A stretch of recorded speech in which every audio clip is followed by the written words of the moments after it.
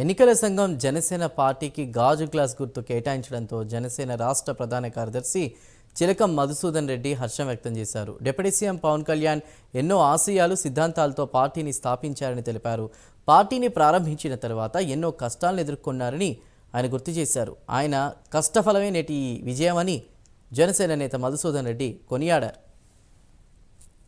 Janasena party గాజు glass గుర్తును జనసేన పార్టీకి కేంద్ర ఎన్నికల సంఘం రిజర్వ్ చేయడం సంతోషదగ్గ విషయం. ఎందుకంటే రాష్ట్రంలోనే గతంలో ఎన్నడూ లేని విధంగా, అదేవిధంగా దేశంలో కూడా 100% విజయం సాధించినటువంటి పార్టీగా గుర్తింపు పొంది ఈరోజు పార్టీ రికగ్నైజ్డ్ పార్టీగా గుర్తింపు పొందడం, గాజు గ్లాసును రిజర్వ్ చేయడం, పవన్ కళ్యాణ్ గారి కష్టానికి ఆయన పడిన కష్టార్జితం 10 సంవత్సరాల నుంచి ఆయన పోరాట ఫలితంగా మనం ఈరోజు చెప్పుకోవచ్చు. ఎందుకంటే ఆయన ఎన్నో సిద్ధాంతాలతో, ఆశయాలతో జనసేన పార్టీ స్థాపించి ఎంతో ఉన్నత స్థానాన్ని తీసుకొని వచ్చారు.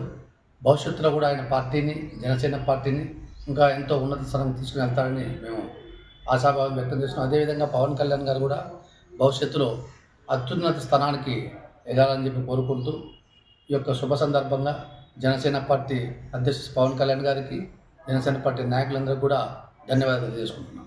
జనసేన పార్టీ